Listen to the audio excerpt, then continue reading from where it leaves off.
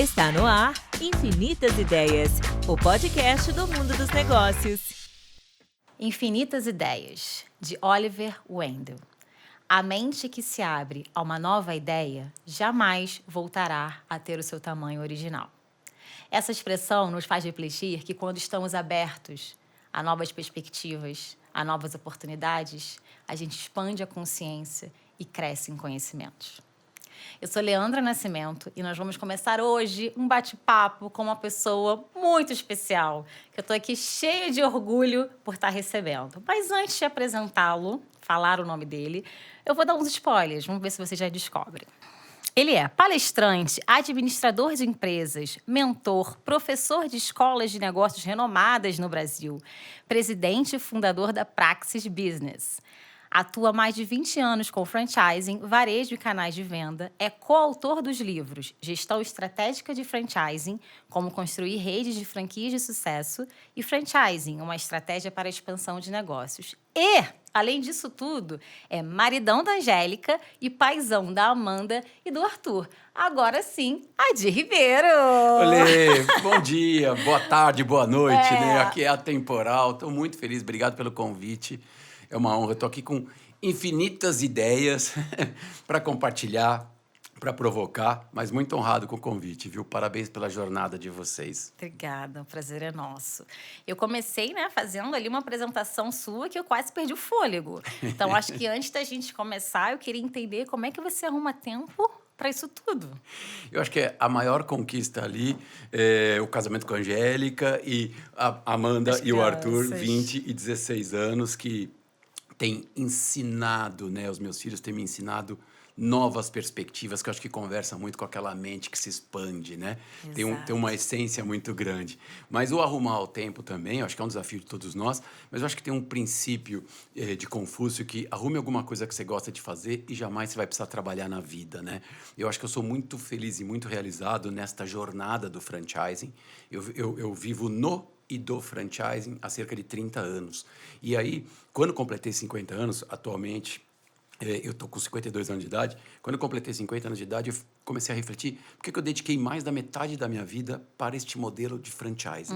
E eu descobri que, além de clonar um conceito bem-sucedido, que isso é a essência da franquia, as franquias clonam prosperidade.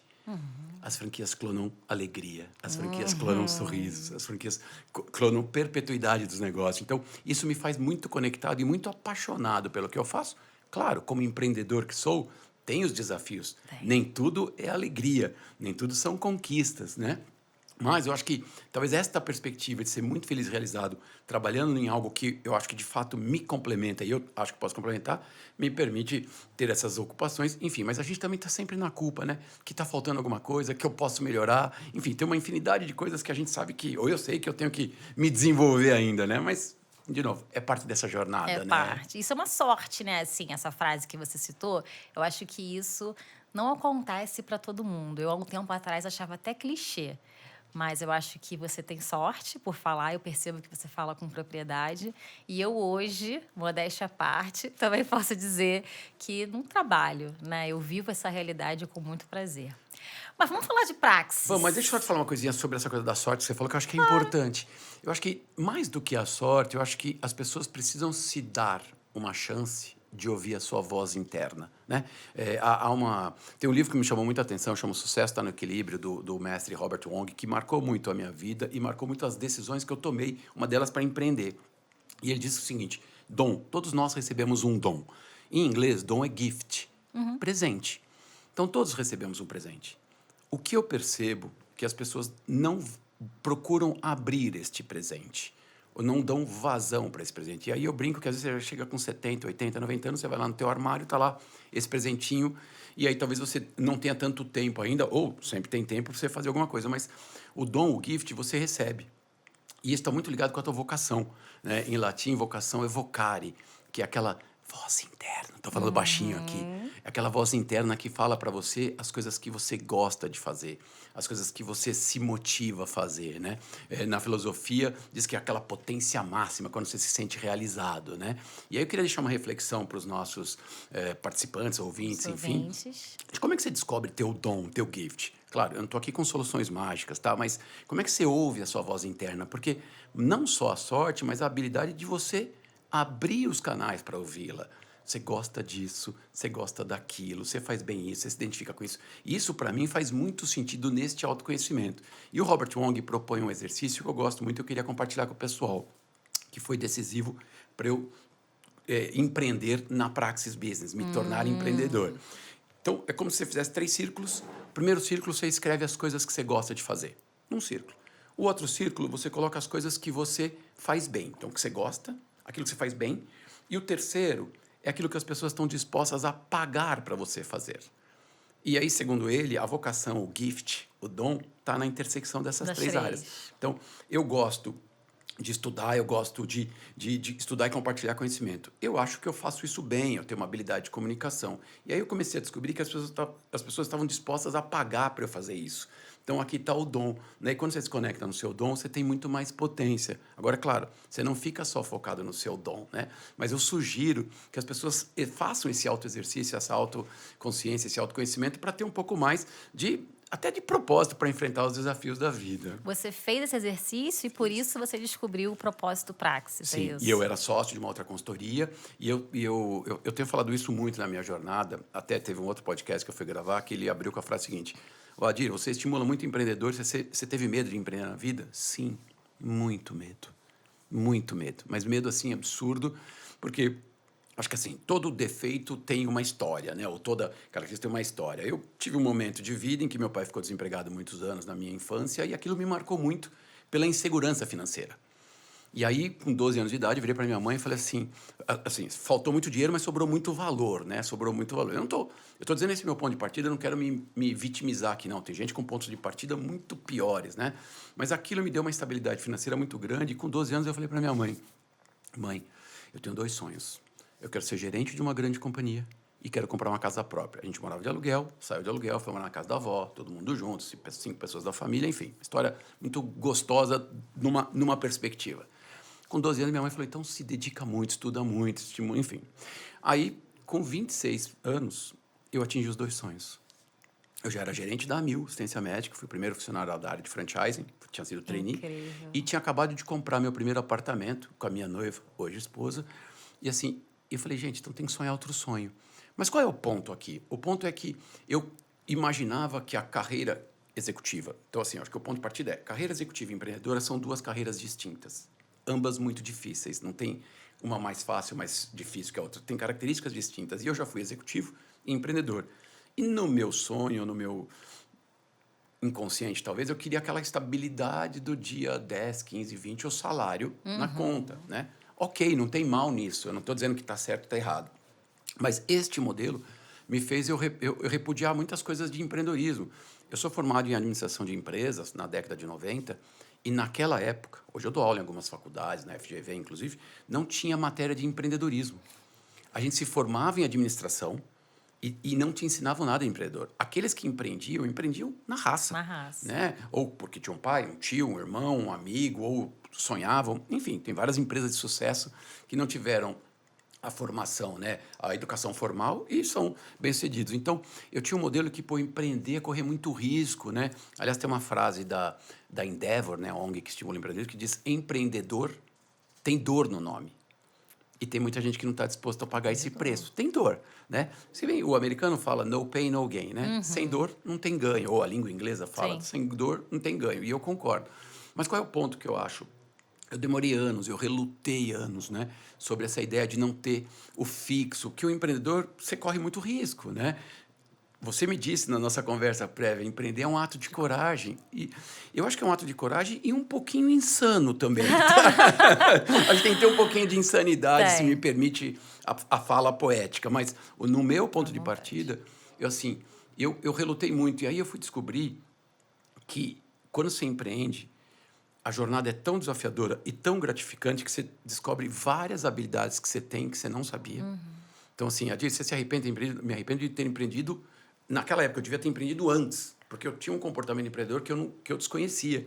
E aí, para fechar essa fala, eu fui convidado para um programa de TV, na época, em 2015, eu acho, na Record, era Hoje em Dia, com o Edu Guedes. Era ele e Ana Hickman que apresentavam, enfim. E aí o Edu me perguntou assim, Adir, o que é empreender para você?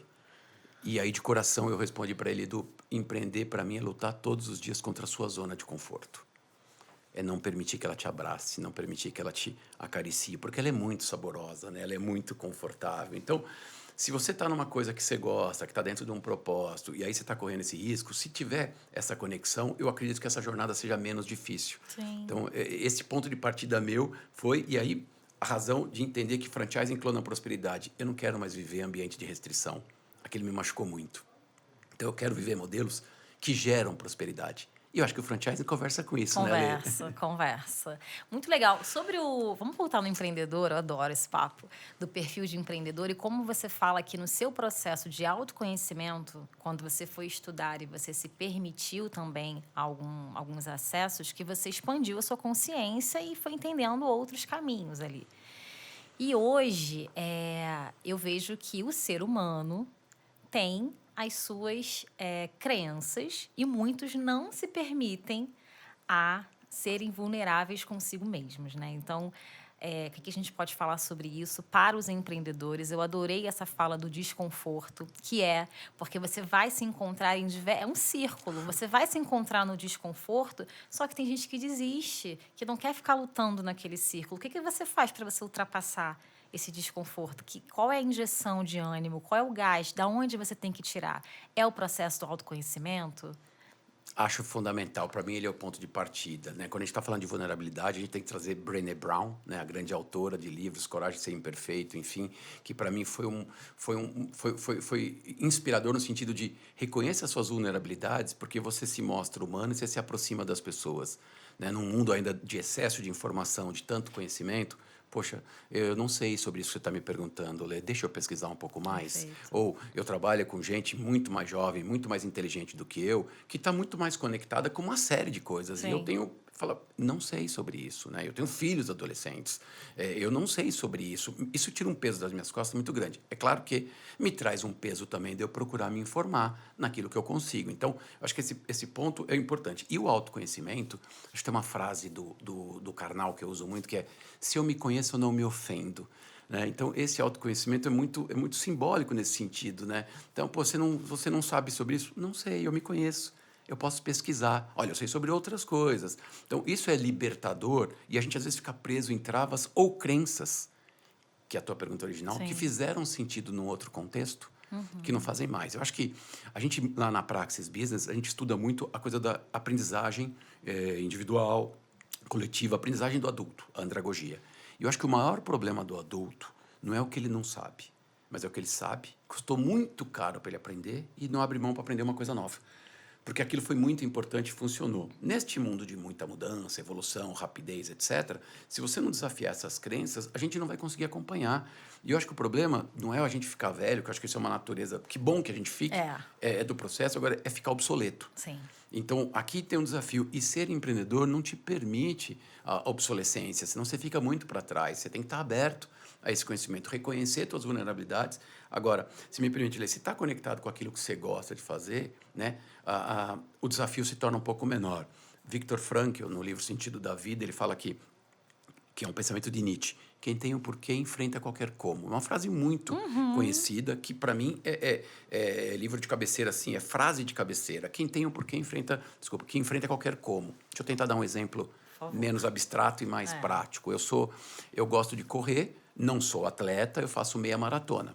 Eu já não fiz é 4... atleta, imagina se fosse. Não sou atleta. Eu não corro daqui no corredor ali na porta. Não, mas atleta é aquele que se prepara, que, né, faz toda uma alimentação, e eu valorizo isso. Eu corro porque eu perdi meu pai de infarto, eu perdi meus tios de infarto, então, assim, eu preciso ter algum esporte para eu estar mais ou menos, eu faço exames de sangue, enfim, pressão, tudo para acompanhar. Né? Você teve uma dor que te motivou a uma mudança de comportamento.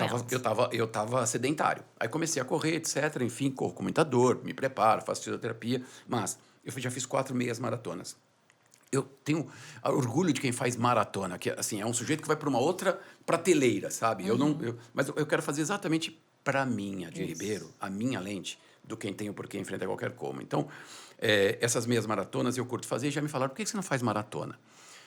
Aí eu falo, eu acho muito lindo, mas eu falo, putz, eu vou ter que acordar muito mais cedo, eu tenho que equilibrar meu tempo que eu tenho com a família, com o trabalho, etc., com as leituras, eu tenho que me preparar fisicamente, eu vou ter que tomar tanta medida para me preparar, e aí vem o quem tem o porquê enfrenta qualquer como.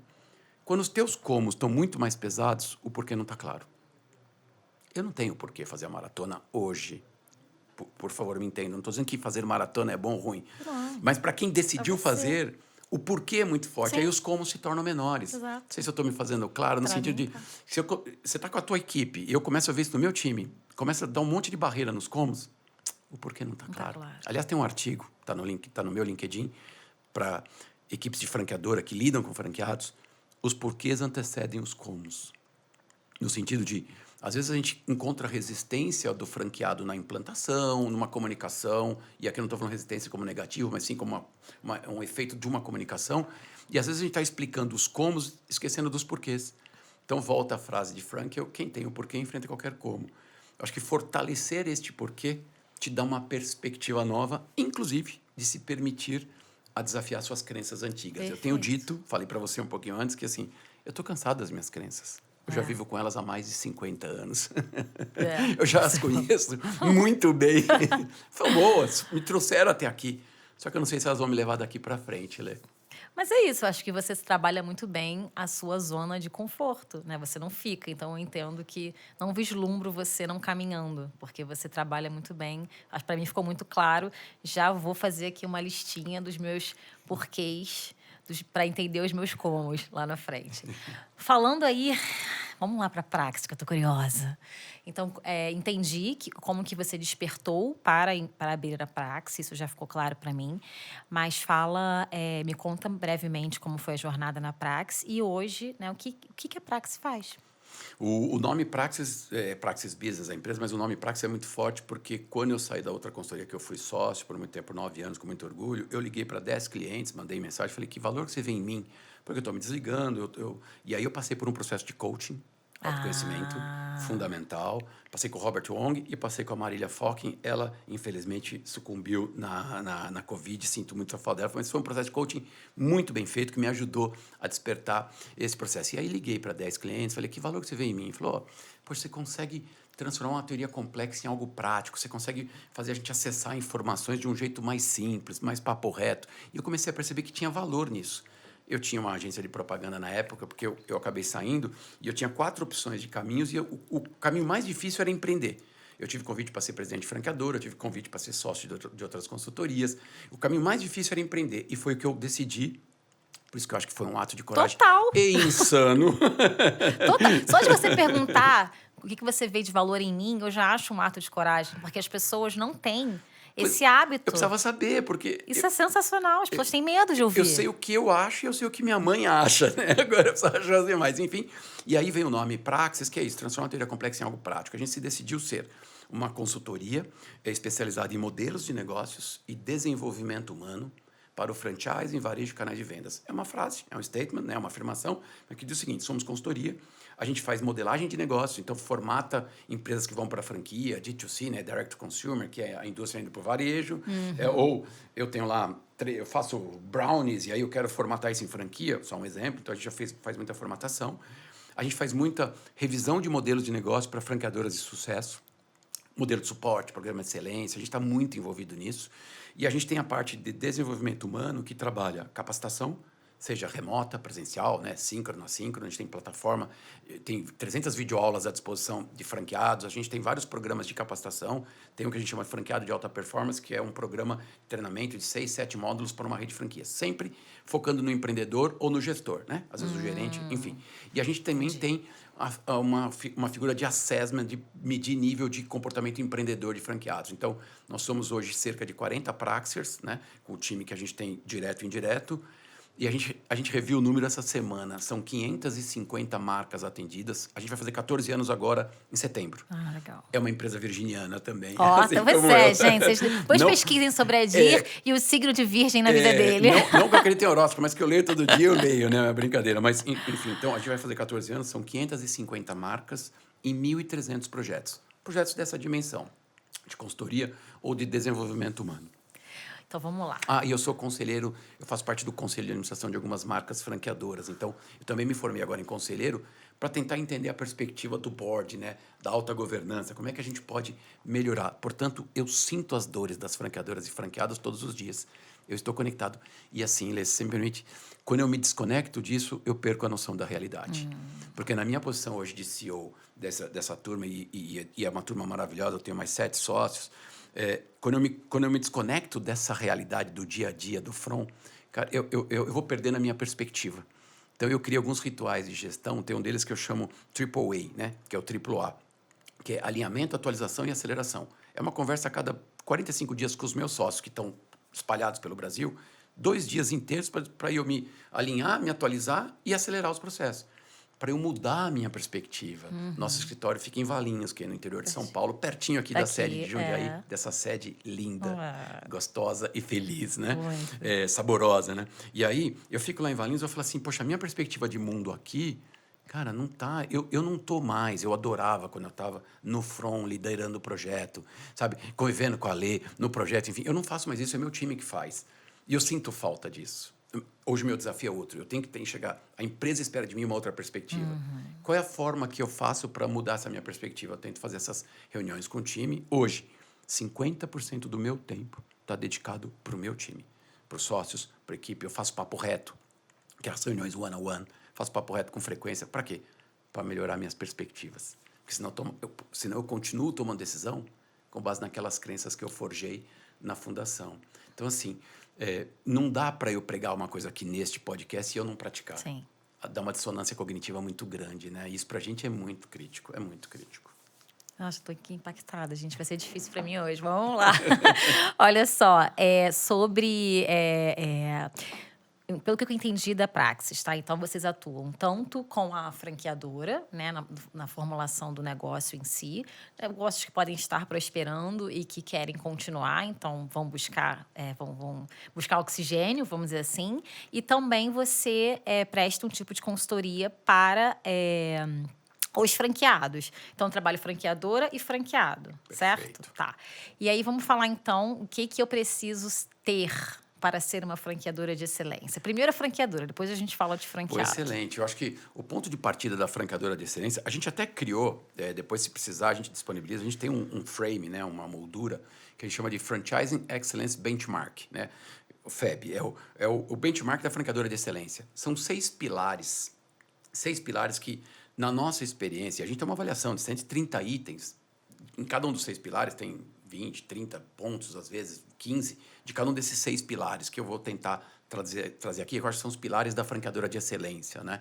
E a gente criou como uma ferramenta de autoavaliação dos executivos da franqueadora, para eles se darem uma nota. Esta avaliação não envolve franqueados. Tá. A gente vai ter um capítulo de franqueados, depois eu conto sobre isso. Então, imagina que toda franqueadora cresce, inicia um negócio. No caso do Mafini, que tem uma baita de uma indústria por trás, franquia é um dos modelos de negócio. Ela tem vários outros modelos, mas tem outras franqueadoras que são puro franquia, tem as suas complexidades. Então, imagina que a gente percebeu claramente que um dos temas que a gente mais faz hoje, que a gente mais agrega, é trabalhar a cultura de franchising com a equipe da franqueadora, com a equipe da indústria, o marketing, o comercial, financeiro, logística, etc., que tem 1000 desafios no seu dia a dia, e franquia é mais um dos desafios, tá? Na perspectiva. Então, a gente trabalha muito essa coisa de o que é a cultura de franchise? Como é que você lida com o franqueado? É um empreendedor que tem um senso de urgência diferente de outros canais, né? Eles têm suas perspectivas. Eu acho que o jogo das perspectivas, para mim, é o nome do jogo em franchise, né? E quais são os 6 pilares da franqueadora de excelência? Primeiro, modelo de negócios. O modelo de negócio está atualizado, né? Ele tem governança, ele tem modelo operacional, financeiro bem definido, ele é replicável. Esse é o primeiro pilar da excelência. Ele está atualizado no sentido digital, ele conversa com omnicanalidade, com a venda por WhatsApp, com as mídias sociais, enfim. Então, o primeiro é modelo de negócio. O segundo pilar é o processo de expansão e implantação. Você domina demais. Vários desses pilares você domina, mas esse, principalmente. Então, o processo de expansão é estruturado, tem uma captura de leads, tem um processo de entrevista, né? Tem um processo de recusa, às vezes, de candidato. A gente conversava sobre isso, que às vezes não faz sentido para aquele candidato e você tem a praça. Talvez essa oferta de negócio que você tenha não é a melhor para ele, né? E tem que ter essa habilidade como gestor de expansão. Então, processo de expansão e implantação. Implantação é ter os cronogramas, desculpa, muito bem definidos. Então, a gente mensura como é que está esse processo de expansão e implantação.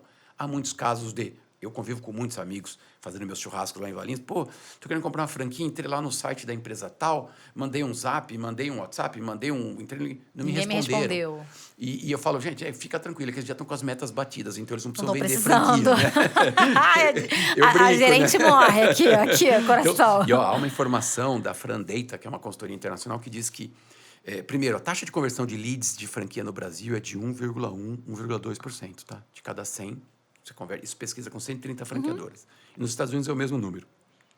E a Frandata diz o seguinte, speed to lead. Leads com respostas em até 4 horas, você tem 85% mais chance de vender o negócio, de comercializar. Chama Speed to Lead. Então, o segundo pilar é expansão e implantação. O terceiro pilar é suporte e capacitação. Então, como é que você faz o suporte? Como é que você capacita uma consultoria de campo segmentada? Né? Tem programas de excelência para mensurar o comportamento dos franqueados. Então, terceiro pilar, suporte. Quarto, capital humano. Como é que a franqueadora trabalha a capacitação da sua equipe franqueadora? Como é que a franqueadora trabalha a capacitação dos seus franqueados? Franqueados e equipes, tá? Não basta só centralizar em franqueados. Então, dá um exemplo prático. Tem algumas marcas que a gente atende, e eu acho que esse é um case de sucesso, eu me permito dizer aqui, do Grupo Trigo, que o Tom é o presidente da ABF hoje, o Antônio Moreira Leite, eles fazem lá a Semana da Consultoria de Campo. A gente estava, 2 meses atrás, treinando 50 consultores, 40 e poucos consultores de campo por uma semana. A Praxis Business, 2 dias. Onde que eu quero chegar? Por que eu faço questão... O CNA também faz isso. Por que eu faço questão de trazer esses benchmarks? Porque eles param a empresa no sentido da franqueadora para treinar o consultor de campo. Porque esse consultor de campo é quem... E eu nasci no franchise como consultor de campo, tá? Tenho muito orgulho disso. Que é aquele que vive, né? Faz o suporte remoto. Na minha época não tinha remoto, mas presencial, faz o suporte presencial. Claro, o remoto era por telefone. Sim. Por fax, Lê, você não sabe o que é isso, mas claro tinha um que fax. sei. Tinha um fax. FAX. Depois você põe lá no Google, né? Então, mandava um fax. Então, olhar para esse suporte. Então, o capital humano é isso. Tem um hub de aprendizagem. O quinto pilar é marketing e comercial. O que eu chamo de marketing comercial é como é que está, que eu vivi aqui na indústria, aqui, como é que está o posicionamento de produto, campanhas, como é que está o sistema de marketing. Aqui é marketing para o cliente, tá? Não marketing para vender franquia, que está no segundo pilar de expansão. Esse é o quinto pilar. Tá. E o sexto pilar, não menos importante, é cultura e engajamento. Como é que está o processo de transferir o propósito, de espalhar sorriso, né? Faz sentido, os franqueados se percebem, né? Eles entendem a missão, visão, valores. E aqui, até na IFA, International Franchise Association, que é o maior congresso de franchising, e esse ano eu estive em Las Vegas, eles falam assim, cuidado com o culture on the wall, cuidado com a cultura só na parede. Né? Então, assim, não é a missão, visão, valores puramente só colocados, mas praticados, né? Praticados por quem acredita nesse processo. Então, aqui, no Cultura e Engajamento, também é selo de excelência da BF, que a gente super recomenda, que é uma ferramenta, né? Uma ferramenta de gestão que você se coloca, né? Você como franqueador, a avaliação dos seus franqueados e, dependendo da nota, você conquista o selo ou não. Pequenas empresas, grandes negócios, 5 estrelas. Então, esses 6 pilares fazem o que a gente chama da franqueadora de excelência. E aí é um processo que todo executivo, quem está ouvindo, que for executivo e franqueadora, dá uma nota de 1 a 10. Fala para o seu time dar uma nota. Como é que está o nosso modelo de 1 a 10? E é um exercício de percepções. Porque eu acho que o modelo está 5 e você acha que está 8. Por que você acha que está 8 e eu acho que está 5? Que perspectivas que a gente tem? E aí a gente consegue ampliar a perspectiva. Faz sentido? Faz, gente. Vou pegar o caderno aqui, vou começar a fazer umas anotações. Os cadernos lindos aqui, né? Sol da Fini. Tudo, né? Aliás, fica à vontade, tá? Temos bananinha, beijinhos, tem minhoquinha cítrica. Minhoquinha cítrica eu amei. Gostou, muito, né? Então, eu acho que na sua fala ficou muito presente a questão da escuta, né? Então, assim, vai conhecer, vai na raiz da origem ali, vai entender para que você possa desenvolver. E essa também, a questão da cultura organizacional, que a gente realmente escreve muito, tem lá os quadros, valores, missão, e a gente não coloca isso em prática. Às vezes você chega numa recepção de uma empresa e vê os quadros ali, né? E fala sobre transparência, sobre ética, sobre empatia. E no momento em que você é recepcionado, nada daquilo já acontece. E esse é um trabalho realmente estrutural. né? E aí acho que a empresa tem que estar muito aberta para você conseguir desenvolver esse trabalho ali na sua cadeia, que também é um desafio, imagino para vocês, né? No franchising, isso é muito crítico, muito crítico. A gente tem uma ferramenta que mede nível de engajamento de franqueados, que é o índice de engajamento e o índice de satisfação. Uma pesquisa que tem lá todo um algoritmo por trás. Ela é confidencial, né? Os franqueados respondem e a gente depois entrega o resultado para a franqueadora, mas não tem a personificação. Então, eles se sentem muito à vontade. A gente tem mais de 90 franqueadoras já plotadas nessa ferramenta. E aí a gente compara os índices de engajamento e de satisfação. Para simplificar, satisfação fala com o cérebro. Estou satisfeito com o manual, estou satisfeito com o marketing, estão me entregando. E engajamento fala com o coração, Lê. Sou tratado com justiça, tenho autonomia, tenho integridade. E aí eu estou falando da relação franqueado-franqueador. A gente se preocupa muito com isso. Sim. Porque os franqueados vão ser fiéis àquilo que eles acreditam, né? Os franqueados e franqueadas. E eu acho que é muito importante que a franqueadora tenha clareza. É o sexto pilar aqui, mas para mim um dos mais importantes, que é essa cultura replicada e gera o engajamento. E aí, quando você começa a mensurar o engajamento, você começa a perceber que motivos geram franqueados mais engajados ou desengajados. Os níveis de engajamento no Brasil, os dados de cada empresa são confidenciais, mas elas, quando avaliam isso, permite elas compararem com o benchmark, né, com as práticas. Eu não falo de qual empresa, mas olha, a prática aqui está em tanto disso. O que a gente percebe claramente é um processo de comunicação mais claro, de proximidade, não necessariamente física, de abertura. Teve uma frase na International Franchise Association, na IFA, do ano passado, que dizia assim: franqueados não querem voto, eles querem voz. Eu gosto disso. E a pandemia nos ensinou, acelerou muita coisa, o remoto, né? Acelerou a informação, diminuiu a distância, etc. Mas conexão se cria presencialmente, né? Então, esta conexão, né, eu acho que tem um peso muito grande. Há uma frase em cultura que a gente usa muito, que não é minha, mas é: a sua atitude fala tão alto que eu não consigo escutar suas palavras. Isso conversa com cultura. Sim. Isso gera engajamento. E o Arthur Grimble, presidente do Boticário, né, hoje do Conselho, e o Miguel Kriegsner, fundador, eles têm uma frase que eu adoro muito. Isso a gente cita num dos meus livros, dando crédito a eles. O ar que o franqueador respira entra pelas narinas do franqueado.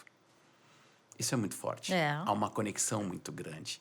E nós estamos falando de sistemas imperfeitos. Sim. Franqueadoras são imperfeitas, franqueados são imperfeitos, consultores são imperfeitos, o ser humano é imperfeito. E acho que quando a gente traz essa relação para este nível mais humano, o tal do rap, que eu queria depois falar com você, que foi a palavra-chave do maior congresso de franchising. E eu acho que de alegria vocês entendem um pouquinho.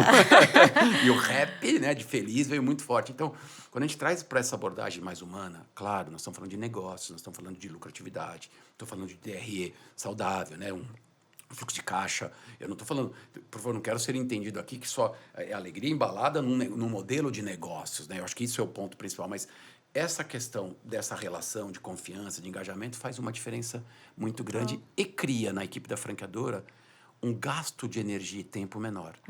Porque quando você tem franqueados mais alinhados, mais engajados, o processo flui mais rápido. E a gente para de brigar entre nós, a gente vai brigar com o mercado. Brigar no sentido de competir, não é? Brigar é uma palavra muito que não combina com o podcast da Fini. Não, direciona eu energia. Eu usei erradamente. Imagina. Só para não... que eu fiquei curiosa. Então, todos esses processos, essas ferramentas que vocês utilizam hoje, né, nos exemplos, inúmeros exemplos que você me deu, todas essas ferramentas foram criadas por vocês, por da Praxis. Por nós. A gente tem uma inquietude muito grande. Quando você me chama para falar de infinitas ideias, conversa com a minha essência. Quando eu vou dormir, eu tenho lá minhas crenças religiosas, aí eu peço assim: eu não quero ter ideia essa noite, eu quero só dormir. Mas é impossível. Eu acordo e aí eu anoto do lado, porque acho que eu estou tão conectado. E tem outro momento que eu tenho muita ideia. Quando eu vou correr, eu tenho um colega de corrida e ele está machucado agora, então eu estou correndo sozinho. Eu corri sozinho, eu produzo umas 3 ideias que vão salvar a minha semana. É uma coisa impressionante. Até eu tenho que tomar cuidado, porque às vezes eu estou correndo conectado com a minha música, eu não presto atenção no que está acontecendo. Então, eu tenho que correr em parque que não tem carro, etc., porque senão eu me desconecto. Perigo. É um risco, tá? Não façam isso em casa. É muito perigoso. Mas o que eu quis brincar com isso há uma inquietude muito grande, em mim, particularmente, mas no time da Praxis Business também. Então, a gente fez um exercício com todos os Praxis no final do ano, e depois tivemos um churrasco na minha casa, aqui em Valinhos, foi uma delícia, que eles fizeram uma manhã dizendo o seguinte: eu adorei ver no meu time uma inquietude gigantesca do tipo: poxa, a gente entrega isso para o cliente, cara, ele não aplica do jeito que tem que aplicar, putz, ele podia melhorar aqui. Eu adorei esse senso de inconformismo. Então, acho que isso... Sonho de consumo, né, Não é, gente? não tô dizendo que a gente não é perfeito, não, pelo amor de Deus, mas assim, eu adorei esse sentimento de dono, de... Adira, a gente precisa, o chefe, a gente precisa mudar, o líder, vamos mudar isso aqui, porque isso aqui a gente está entregando, não está dando resultado. Que gostoso, que bom. E posso dizer uma coisa, sempre na perspectiva do cliente, que eu achei... Aí eu ficava falando assim, mas será que ele pensou na perspectiva da Praxis Business?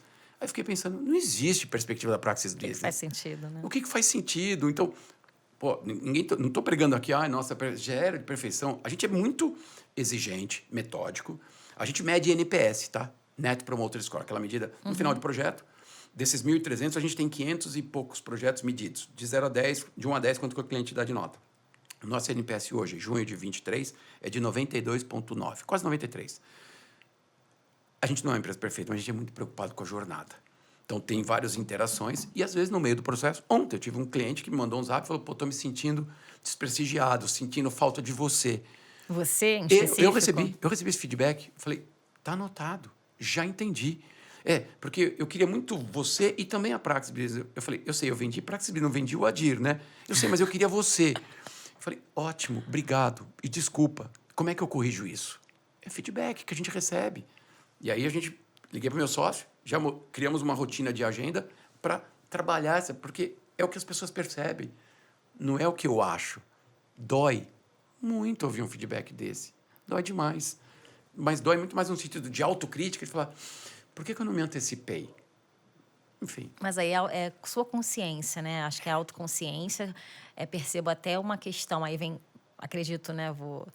Vou me permitir falar de um valor que eu percebo em você, que é a questão da humildade. Então, você receber feedbacks, você poderia receber esse feedback e contornar com uma contra-argumentação, mas você se recolheu, colocou ele em evidência e falou, vamos tratar disso juntos, você está certo. Leo, quando eu fui trainee da Mil, em 92, foi o começo da minha jornada, eram acho que 7.000 pessoas, a gente passou 14 pessoas, eu fiquei feliz da vida. Eu tinha acabado de me formar em administração de empresas e a gente teve uma aula com um consultor dinamarquês eu não sei se ele é vivo ainda, mas Klaus Müller.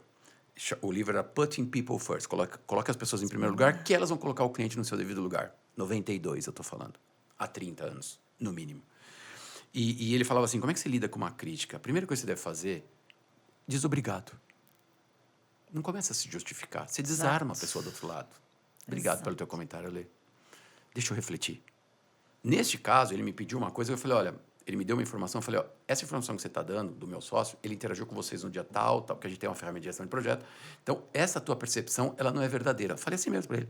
Mas sobre mim, você está coberto de razão. Cabe a minha humildade falar, como é que eu faço para lidar com isso? Né? E tem um princípio do Cortella. Eu digo do Cortella porque eu vi na CBN, eu vi com ele. Que eu acho que para mim, virou princípio da Praxis Business. E eu sempre costumo dizer assim, isso aqui eu falo na primeira pessoa do singular, eu. E tem uma hora que as pessoas começam a falar no nós. Vai virando cultura. Algumas coisas eles acreditam, outras não. Eu sou fundador, muitas vezes eu trago isso, né? Mas eles precisam acreditar. Cultura não se impõe. E é uma frase que eu tenho usado muito e que eu vejo algumas pessoas no meu time usando, que é o seguinte, somos sempre acessíveis. Podemos não estar disponíveis. Não é meu esse pensamento. Reforça. Eu vi com o Cortella, mestre Cortella, mas que eu acho que tem tudo a ver para uma equipe da franqueadora, para uma equipe consultora. Você me acessou no WhatsApp. Sim. Eu falei, estou numa reunião, obrigado, te retorno. Sim. Sou sempre acessível. Posso não estar disponível. Perfeito. E acho que é isso que a gente tem que ter nesta cultura de servir, numa cultura da equipe da franqueadora. Sou sempre acessível. Eu conheço franqueadores nessa minha jornada e talvez esse seja um dos maiores privilégios, a maior sorte que eu tenho na vida. Porque essa, para mim, é sorte, é conviver com mentes brilhantes, conviver com empresas brilhantes, porque você se sente energizado. Hoje, aqui, para mim, está sendo uma energia. Aí teve algumas passagens que me aconteceram que eu acho que, para esse podcast, é importante citar. E sempre quando é caso bom, eu conto origem. Quando é caso ruim, a gente preserva, por uma questão ética, óbvio, mas para gerar aprendizado, do tipo... teve um franqueador que eu conheço que já trocou o número do celular, às vezes, para não ter acesso dos franqueados.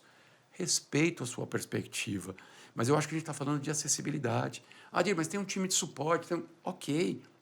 Mas nós somos pessoas, né? A gente quer interagir, a gente quer essa conversa. A gente faz muita convenção. A gente acabou de chegar de uma convenção que a gente fez um game e tal. A gente fez lá o Fórum de Melhores Práticas, que toda franqueadora hoje, quase toda franqueadora faz. Os franqueadores querem voz, os franqueados querem voz, e eles têm muito a contribuir. Né? Eu acho que é essa troca que... Eles que estão lá na ponta, né? Eles são os melhores para falar. Então, do que a como eu gente. digo, no front, como eu Isso, falo no assim, eu front. não tô no front na guerra, não tô tomando tiro lá. É. Eu tô, às vezes, olhando no meu computador, vendo os indicadores, só que é meu time que está na perspectiva do cliente, recebendo pressão de prazo.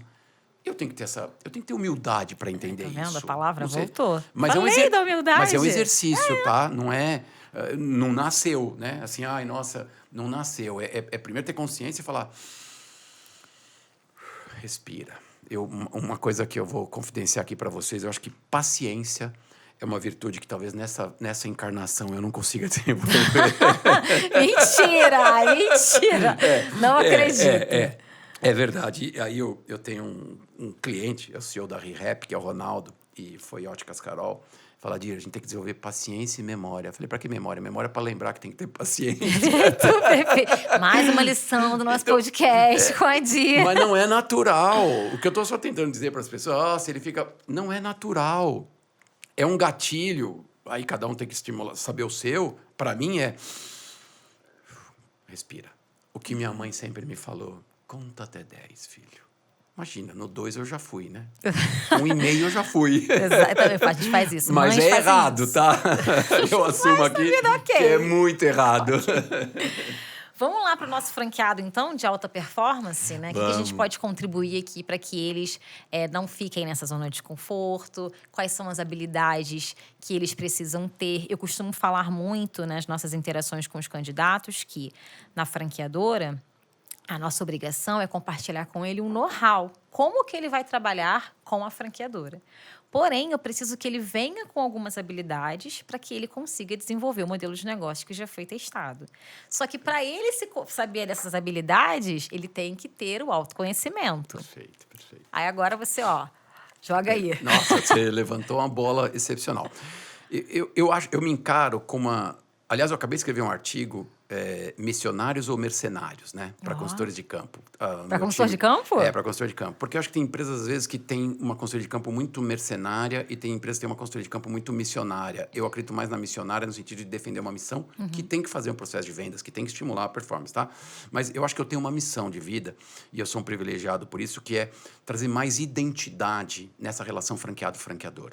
Eu já fiz mais de 520 palestras em convenções de franqueados, algumas 4, 5 vezes, o que me ampliou o desafio de revisitar o repertório, Sim. piadas, filmes, brincadeiras que a gente faz, para que seja uma conversa fluida, né? Não uma palestra, uma conversa.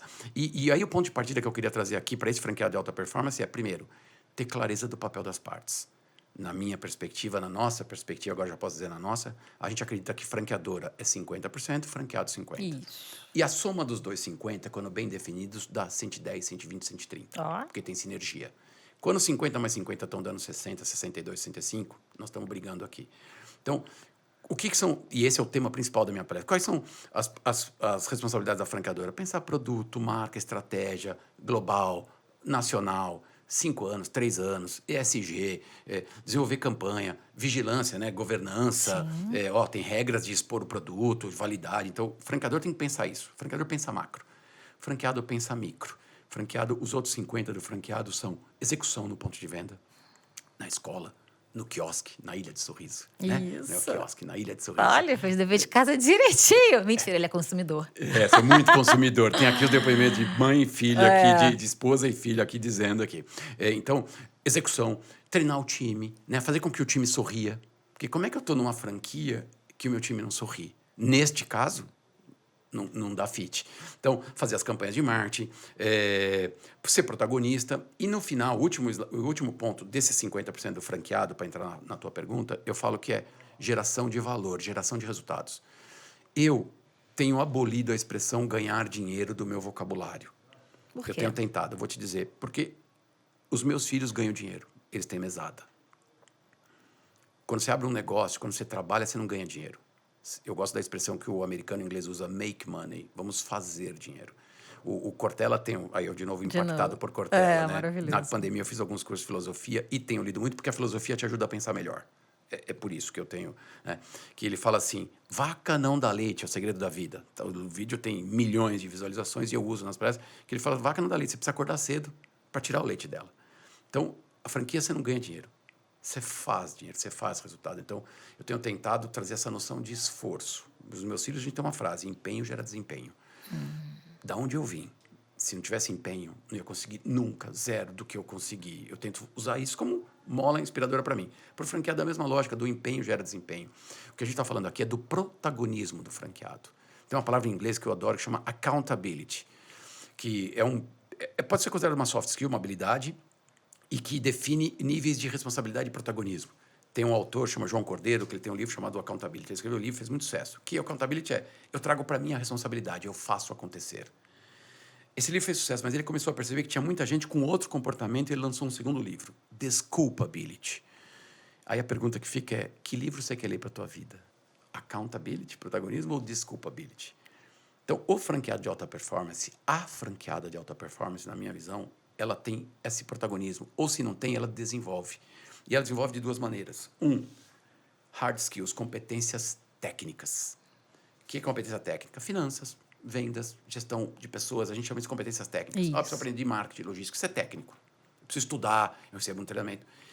Isso faz sucesso? Faz. O nosso livro Gestão do Ponto de Venda, que você acabou não falando aqui, a gente também tem, que é um livro pro franqueado. Verdade. Gestão do Ponto de Venda. A gente nomeou essas três: finanças, pessoas e vendas. Só que de 2015 para 2023, a gente descobriu que tem outras competências que fazem mais diferença, que são as soft skills, ou as competências socioemocionais. O Simon Sinek, que eu adoro assistir, que para mim, como CEO, é quem me traz a melhor perspectiva de ser um CEO mais humano, Simon Sinek, que começa pelo porquê, ele tem vários livros. Ele diz assim, não é soft skills, são human skills, são habilidades humanas. E aqui são as habilidades socioemocionais, e a gente elencou algumas, eu vou citar 3 aqui que são muito importantes. A primeira é empreendedorismo. É ter o modelo mental para aceitar o risco. Lembra que o Adir falou que no começo da sua vida ele tinha medo do risco? Sim. Como tenho até hoje. Toda vez que tem que tomar uma decisão, me vem um sentimento de medo, aí eu Te movimenta o medo? Me movimenta muito, Delícia. senão eu acho que não tinha chegado. Mas ele existe, tá? Eu adoro. Então, o empreendedorismo, que é a capacidade de saber, tem risco. Claro, eu tenho gente muito melhor que eu do meu lado, então deixa eu me apoiar vamos pensar juntos, né? Então, empreendedorismo. O segundo é adaptabilidade. A segunda, soft skills, a segunda habilidade socioemocional, que é a capacidade de eu me adaptar e adaptar meu negócio, a não ficar preso às nossas crenças. Olha como os assuntos se conectam, né? Sim. E a terceira, a gente chama de inteligência emocional. Tem várias soft skills, mas a terceira é saber lidar com as minhas emoções para saber lidar com as emoções do meu time, por exemplo. A gente vê franqueados excepcionais, com hard skills excelentes, mas com soft skills ruins. Não desenvolvidas, melhor. E a gente tem uma pesquisa, chama-se Franchising Frame, que é uma pesquisa que a Praxis Business faz com a MD, Comunicação, Grupo MD. E a gente pesquisou 131 franqueadoras com 218 franquias em média cada franqueadora. Essa pesquisa foi feita no final de novembro de 2022. Foi a 6ª edição. E a gente perguntou, por que mais fecha franquias nos teus negócios, né? Só franqueadores respondem. E aí eles me disseram o seguinte, 60% atribuem a comportamento inadequado do franqueado. E só 30% trabalha treinamentos comportamentais. Então, talvez aqui tenha ouro para a gente, uma jornada. Não é a solução de todos os problemas, e nem tenho essa pretensão, mas como é que a gente trabalha mais este comportamento, mais essas habilidades socioemocionais que partem do autoconhecimento? Pois é. Porque eu vou saber lidar com uma crítica de um consultor de campo, que às vezes não é um sentido de crítica, mas ou a consultora, que tem um sentido de querer melhorar, na melhor das intenções. E eu fui consultor, já falei, tenho muito orgulho. A gente tem um programa de treinamento de consultor de campo, já fizemos em mais de 150 empresas para ajudar esses missionários a terem mais empatia e influência com os franqueados, para fazer com que essa roda funcione melhor. A gente, na Praxis Business, vive da prosperidade dos nossos clientes. A gente vive da alegria dos nossos clientes. Tá vendo? A gente, tem sinergia. Tá vendo? A gente vai Te respondido, franqueado? Perfeito. Vamos gravar, regravar, gravar de novo, ouvir todo dia. Alô, franqueados. Mas vamos lá. Pra gente caminhar pro final, eu queria saber de você a respeito do ingrediente mágico. Aqui na Fini, a gente tem isso muito presente nos nossos valores, na nossa missão. Para a gente trabalhar é divertido, né? Então, o lúdico está presente nos nossos produtos, nos nossos personagens. Esse é o nosso ingrediente mágico. E do Adir? O que é o ingrediente mágico do Adir? Uau! Essa eu não dei spoiler para ele antes. Eu peguei ele de surpresa. Que tem, por toda a sua representatividade, por toda a sua jornada, você tem um ingrediente mágico. Eu acho, e eu vou falar de achismo mesmo, porque essa pergunta é muito introspectiva. Eu acho que é o inspirar o can do, inspirar o eu posso fazer.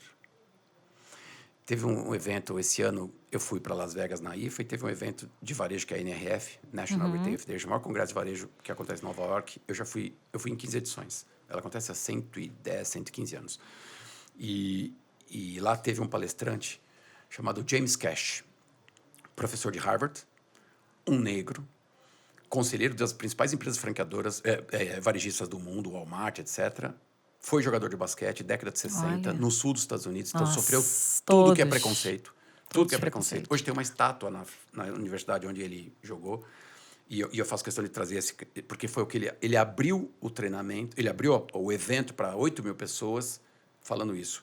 O James Cash, a mãe dele, década de 60, ele negro sofrendo, a mãe já prevendo tudo que ele iria sofrer, né? De novo, jogador de basquete, hoje professor de Harvard, articulista da revista Harvard Business Review e conselheiro de empresas varejistas. Assim, tecnicamente, um monstro. E um monstro é carinhoso aqui. Sim. Um monstro é um elogio na minha perspectiva aqui. E ele disse o seguinte, né, na história do can do posso fazer. Diz que a mãe dele, desde o princípio, e ele abriu com essa frase. Então, é muito gostoso você ir lá para Nova York, no meio dos principais líderes varejistas do mundo, várias franqueadoras, gente muito importante. E aí ele abre dizendo o seguinte... Minha mãe sempre me disse, filho, se o elevador quebrou, vai de escada. Frase simples, parece um chavão, mas tem um significado muito grande. Então, cara, parou. Eu acho que eu brinco sempre que eu vim para o mundo para tirar um pouco das muletas de quem não precisa usar muletas. Porque eu acho que essa jornada de autodesenvolvimento... Eu tenho um adesivinho no meu WhatsApp que é always learning, always improving, always learning, né? Ou seja, estou sempre aprendendo, estou sempre melhorando. A minha essência é a melhoria contínua. Então, se puder inspirar o can do, se puder inspirar o eu posso fazer, me dá chance, né? A gente segue em frente. Se eu me conhecer, se eu entender minhas travas, se eu entender clareza, o que me inspira mais, o que me inspira menos, eu tendo consciência, eu acredito, e eu espero que isso não seja um papo motivacional, eu espero que seja um papo de introspecção, para que você seja cada vez mais feliz, né? Porque eu acredito fortemente que feliz... Aliás, eu preciso dizer, a IFA, International Franchise Association, falou lá, o que uma franqueadora de sucesso tem que ter? Ela falou, happy, engaged and profitable. Adir, traduz, nós estamos no Brasil. Felizes, engajados e lucrativos franqueados. Perfeito. Esse primeiro felizes, eu acho que eu não preciso explicar mais nada, estando aqui no Infinitas Ideias, né? Mas é uma palavra que nunca surgiu no franchise americano, na minha visão dos eventos que eu participei. Então, eu acho que conversa muito com o que a gente está falando aqui. Quando você me fez o convite, eu falei, eu preciso levar essa frase para eles, porque isso foi dito lá e a gente está pregando isso agora para sempre. Faz todo sentido. Respondeu, nos inspirou. Não foi motivacional, mas se você não quis, mas acho que para as pessoas vai acabar sendo. Para mim foi, vai continuar, vai perpetuar e inspirador. E agora? Estamos no momento desafio! Uau, olha que lindo! Que show! Na Fini, no nosso quiosque, nós temos uma bala que se chama pimenta. Vou mostrar aqui, ó. Ela é em formato de pimenta, ela é uma bala gelatinosa, só que ela é picante. Ok. E aí, Adir, eu queria te desafiar para você comer comigo a pimenta sem fazer cara feia. A gente tá falando de alegria. Cara feia tá na essência, né? Não precisa colocar toda na boca, pode dar uma mordida. Legal, então. Mas tem que ser, vamos ver se você consegue. Eu vou também. Peraí. Pegar uma.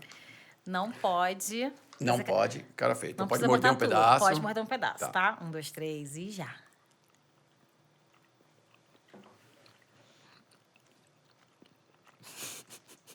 Tudo bem? Tudo bem.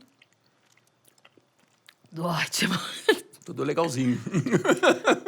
Abriu, sorriu, né? Infinitas ideias. Eu amei isso. É picante?